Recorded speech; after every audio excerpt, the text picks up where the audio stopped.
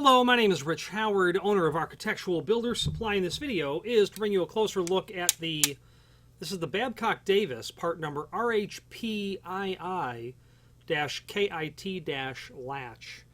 This is a replacement latch assembly that is used on certain roof hatches. They don't publish a roof hatch part number and then a bill of materials that says this is what we're going to use to build this. I really wish they did, because it would really make determining replacement parts easier. Client could call, this is the model that I have, or even the serial number, pull up the bill of material, and then know the replacement part. So, in absence of having such a list, this video will serve as visual and dimensional evidence of what this latch is. Okay, so this is going to incorporate a handle latching assembly here. That's going to be bolted, screwed down to this structure that will incorporate a pull handle. You will have an exterior portion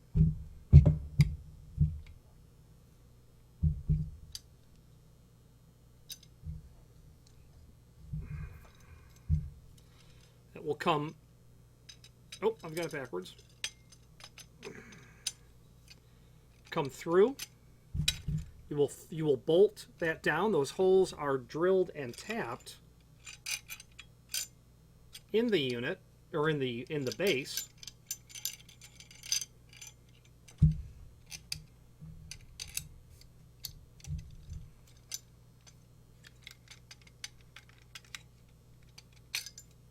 Here, those holes are drilled and tapped, ready to receive.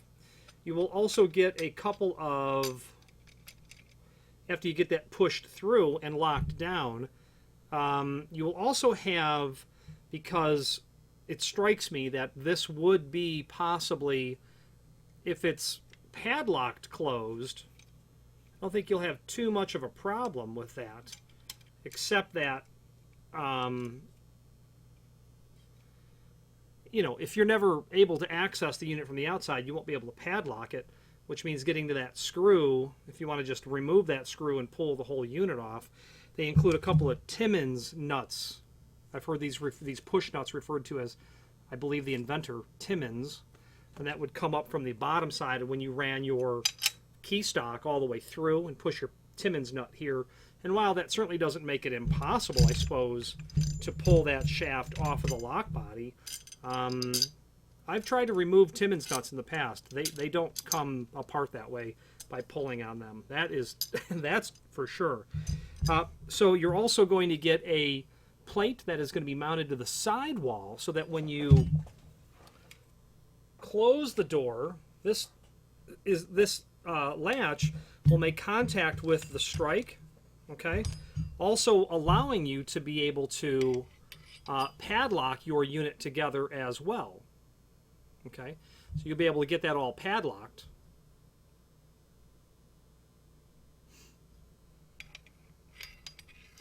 Let's see, forgive me. Let's sort this out. How does this go? I think it's going to be mounted so that when the latch comes down and makes contact,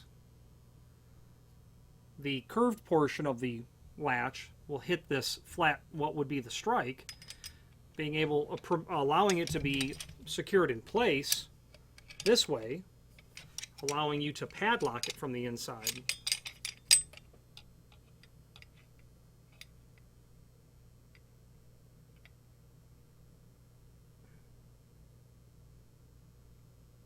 That's how that's going to work.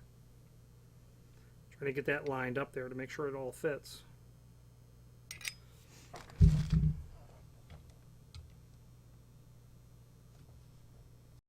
After reviewing technical drawings, the best I can tell is this is indeed the way that this is intended to be put together. The issue is that this lip of the strike is not allowing the bolt to latch or engage, so that you can still maintain padlocking the unit together. The only thing that I can come up with is that perhaps they need to relocate the lock body further out. It certainly does appear that they can move that and shim that over so that the latch bolt is making contact with the underside of the strike. It's the only thing I can come up with. That's the way it looks to me. So that link below this video to the tech sheet shows us the interior assembly, the Timmins nut, the part number 1. They're going, you know what, let's go over the dimensional properties of this. Overall width of the mounting bracket, about 5 3/4. I would say an overall projection down to the bottom of the body is about 2 3/8. An overall length looks like it's about 8.5 inch. Okay. When you are viewing this latch, okay, the latch is on the right side, and you rotate it away for this to work. There are latch assemblies that are exactly opposite of this. So be mindful of the way that this latch works and operates. You know, manufacturers of roof hatches will have this OEM make them up 100,000 pieces. And they can have it made any way that they like. That manufacturer can, you know, assemble this or manufacture this to suit the requirements. And I have seen both orientations of latches, so be mindful that this Babcock Davis is oriented in this fashion. Okay. When you are viewing the unit in your hand, the bolt is on the right side. Okay, the right side. The stub, the hub for the spindle is on the left side. The handle goes towards the left. The strike for the sidewall, overall length about 4 inch, overall height about 1.13 inches. Overall projection to the end of the padlock tab is about 2 inch. To the center, it appears to be about 1.5 inches. Okay. The outside handle, that is going to include the 3 bolts that you'll need to bolt that to that housing.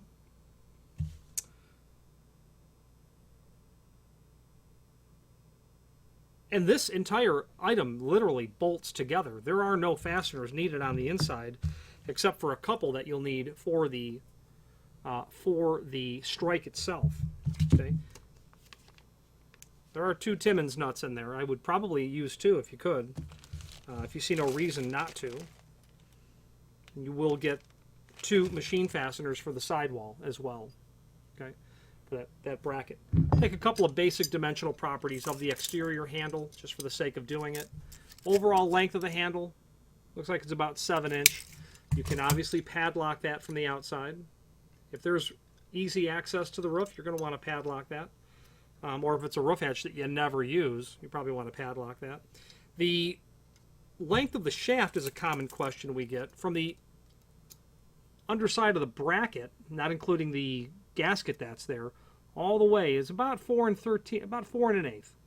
And I bet that key stock is 5/16 square. Let's take a look at that.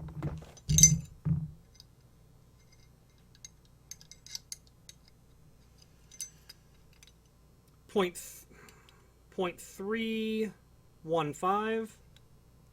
by 0.314. So yeah, 5/16 is certainly what that's going to be. There we go. I'm going to remove those parts and put them into the fastener package. That's it. Now, the bottom line is, you know, customers will call and I have a Babcock roof hatch and what, you know, I need a replacement latching mechanism. Don't know what you need. These videos that we create are for the benefit of you, the client, making an attempt to determine what it is exactly that is necessary by providing visual and dimensional evidence of the item. The surest way, what you want to do with roof hatch hardware, is you absolutely want to be able to order the correct item. It's not so crucial, I suppose, when it comes to a latch.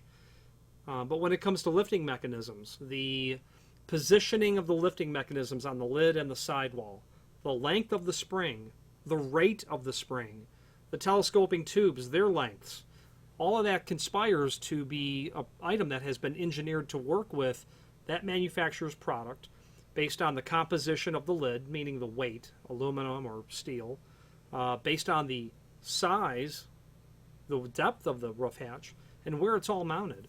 So if you can, send us photographs that will allow us to work with the manufacturer to determine what you need. And by all means, if there is available to you a serial number, that usually will permit the manufacturer to pull up that bill of material and know exactly what was used when that unit was built. The majority of them seem to not have serial numbers. Not a lot of people use serial numbers, and even those that do, you know, there was a time before serial numbers. But if there is one, that's well worth recording that and sending it to us. Finally, there is a link below this video to the manufacturer's page, where you can pull up not only all of the Babcock Davis products that we sell, but a link to the manufacturer's website, as well as a link to the full product catalog. I'm very partial to Babcock Davis.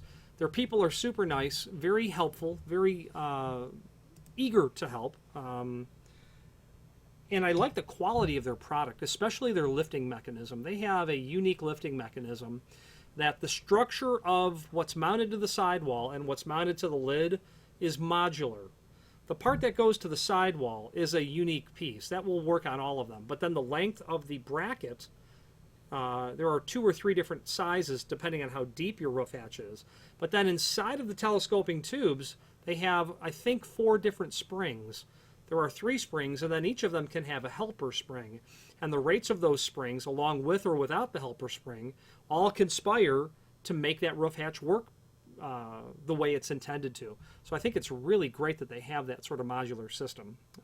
Simplifies the product, and it looks nice when you get it. Nice, clean. You know, it tells me that their manufacturing facility is not a trip into 19, you know, or 18, you know, 81. The product looks nice when you get it, and that means a lot. There is a link below this video to the manufacturer's page where you can pull up not only all the Babcock Davis products we sell, a link to the manufacturer's product catalog, and a link to the manufacturer's website. Any questions on their part number, RHPII-kit-latch, or any other Babcock Davis product, please feel free to reach out to us. And thank you.